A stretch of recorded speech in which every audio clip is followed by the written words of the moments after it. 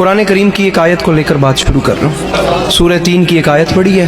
خالق ارشاد فرماتا ہے لقد خلقنا الانسان فی احسن تقویم. مجاز کو حقیقت بنانا، سمندر کی وسعتوں کو کوزے میں بند کر دینا اور آسمانوں کی بلندیوں سے ستارے توڑ لانا آسان کام ہے، لیکن عنایت کردہ عنوان انسان اور انسانیت پر روشنی ڈالنا بڑا مشکل کام ہے. انسان خداوند عالم کی تخلیق کا وہ عجیب و غریب شاہکار ہے جسے خلق فرما کر خالق انسان نے، خالق لم یزل نے اتنے فخر سے ارشاد فرمایا کہ اس کے فخر کا عالم یہ تھا زمانہ سن لے، انا خلقنا الانسان، اس انسان کو میں نے نہیں، اسے ہم نے خلق فرمایا. پھر ہم نے اس انسان کو خلق فرما کر اس کے فانوس دماغ میں شمع عقل روشن کی اور پھر اختیارات کی قوت سے نوازا. تمام اختیارات سے نواز کر پھر ہم نے اعلان کر دیا انا ہدیناہ السبیل اما شاکرا و اما کفورا. ہم نے اسے ہدایت سبیل بھی کر دی ہے، چاہے یہ شکر کی راہوں پر چل کر شکر گزار بندہ بنے، چاہے یہ کفر کی راہوں پر چل کر ناشکرہ بنے. لہٰذا ہم اس انسان کو اختیارات دیتے ہیں، یہ جیسے چاہے یہ ویسے اپنی زندگی گزارے. ہم بھی ایک دن مقرر کریں گے پھر قیامت کا، اس دن اس سے پوچھیں گے اب بتا کن راہوں پر چل کر ہم تک آئے.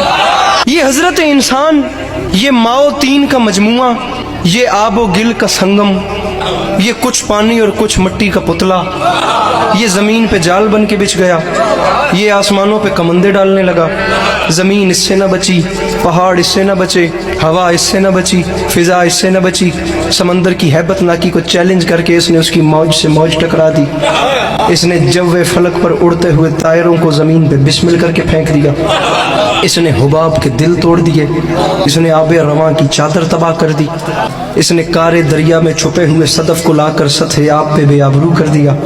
یہ لوہے کو آکاش پہ اڑا رہا ہے، یہ موتی کی آبرو کو بچا رہا ہے، یہ دانے کو دھرتی سے اٹھا رہا ہے، یہ ذرے کا جگر چیر کے اس میں سے ایٹم نکال رہا ہے، یہ زمین کو ناقابل رہائش سمجھ کر چاند ستاروں پہ ڈیرے ڈالنے جا رہا ہے. فرشتوں میں ایک ہلچل سی مچ گئی ہے جس میں جبرائیل ارشاد فرما رہا ہے فرشتوں ہوشیار، یہ جنت سے نکالا ہوا پھر واپس آ رہا ہے. آپ دیکھیں کہ انسان کے پاس کس چیز کی کمی ہے. اس کے پاس کھانے کے لیے بے مثال خوراکیں ہیں، پہننے کے لیے نو بنو پوشاکیں ہیں، اس کے پاس بادہ گلفام بھی ہے اور جادہ آرام بھی. تمام تر چیزیں اس ترقی یافتہ انسان کے پاس ہیں، بس سچی خوشی اس کے پاس نہیں ہے. ہر چیز اس کے پاس ہے، لیکن آج کا ترقی یافتہ انسان چیخ اٹھتا ہے کہ بالآخر مجھے چین کیوں نہیں ملتا، مجھے سکون کیوں نہیں ملتا.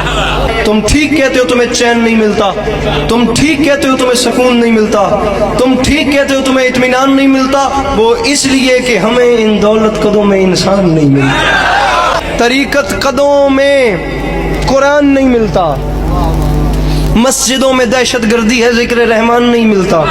ملے بھی تو کیسے ملے، کیونکہ مردوں میں رسول کا طریقہ نہ رہا اور عورتوں میں حسین کی ماں کا سلیقہ نہ رہا. لیکن آج جدھر نظر اٹھتی ہے نا انسان کی بستیوں میں، بے چینی، بے سکونی، بے اطمینانی، ہر آنکھ اشک بار، ہر دل بے قرار، ہر دماغ بد حواس، ہر روح سوگوار. حیات اور اس کی برنائیاں، جوانی اور اس کی انگڑائیاں، حسن اور اس کی حشر زائیاں. تمام زندگی ایک عمر رفتہ ساز شکستہ، انسان کی زندگی ایک بھٹکا ہوا قدم بن گئی ہے. اسے پتہ ہی نہیں ہے میں کہاں سے آیا تھا، میں کہاں کو جا رہا ہوں، میں کیا کرنے آیا تھا، میرے ساتھ کیا ہو رہا ہے. وہ کہتے ہیں میں نے احسن بنایا، ایتھے گل ہی کوئی نہیں. مسئلہ یہ ہے کہ وہ کون ہیں جسے اس نے احسن بنایا. جسے وہ احسن بنائے وہ ایسا نہیں ہوتا، اور جو یہ ہے یہ وہ نہیں جسے اس نے احسن بنایا. بات کہاں گم ہو گئی؟ اگر ہم قرآن کریم کی اگلی آیت تلاوت کرتے تو یہ مسئلہ بھی ختم ہو جاتا. وہ خالق فرماتا ہے لقد خلقنا الانسان فی احسن تقویم، پھر فرماتا ہے ثم رددناہ اسفل سافلین. پہلے ہم نے آسن بنایا، پھر ثم رددناہ، پھر پلٹا کر اسفل سافلین، بدترین شکل میں پیش کیا. نہ اس کے اچھے ہونے کی کوئی حد ہے، نہ اس کے برے ہونے کی کوئی حد ہے. ہم تمہیں دنیا والوں دونوں صورتیں دکھاتے ہیں، یہ اچھا بھی بہت اچھا ہے، یہ برا بھی بہت برا ہے. خدا کی قسم جب یہ برا ہوتا ہے نا، جب یہ برا ہو جائے تو حیوان اس سے شرمانے لگتے ہیں، پرندے اس سے گھبرانے لگتے ہیں، جانور کو اس سے خوف آنے لگتا ہے. کھڑے ہو کے بندہ سوال کرے علی عباس عسکری انسان سے حیوان کیوں شرماتے ہیں؟ میں تجھے بتاؤں، انسان سے حیوان اس لیے شرماتے ہیں، شیر درندہ ہے لیکن شیروں کے لیے نہیں، چیتا صفاق ہے لیکن چیتوں کے لیے نہیں، بھیڑیا خون آشام ہے لیکن بھیڑیوں کے لیے نہیں، سانپ زہریلا ہے لیکن سانپوں کے لیے نہیں زہریلا۔ تو نے آج تک نہیں سنا ہوگا کہ سانپ نے سانپ کو ڈسا اور سانپ کے ڈسنے سے سانپ مر گیا۔ تمام دوسروں کے لیے زہریلے، خون آشام، اور خدا کی قسم یہ اس قسم کے وحشی ہیں، لیکن انسان جب اسفل السافلین اور بری منزل پہ آتا ہے تو اپنے ہی بھائی کا لہو پیتا ہے، یہ اپنے ہی بنی نو کی ہڈیاں چباتا ہے، یہ اپنے ہی گھر میں بیٹی جیسی رحمت کو زندہ دفن کر دیتا ہے۔ جب یہ برا ہو جائے تو اس کے برے ہونے کی کوئی حد نہیں، لیکن پھر خدا کی قسم تاریخ کہتی ہے جب یہ اچھا ہوتا ہے نا تو کبھی شہ سوار برق رفتار ہوتا ہے، کبھی انجم شکار ہوتا ہے، کبھی تہذیب کا دیوتا ہوتا ہے، کبھی ارتقاء کا پروردگار ہوتا ہے۔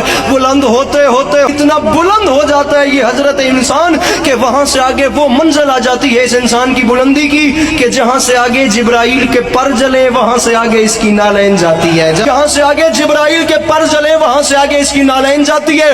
کبھی حیوان شرمانے لگتے ہیں، کبھی فرشتے سجدہ کرنے لگتے ہیں۔ احسن تقویم اور اسفل سافلین کو انسان دو ناموں میں تبدیل کر دیتا ہے۔ سمپل سی بات ہے، ایک کو یزید کہتے ہیں، دوسرے کو حسین کہتے ہیں۔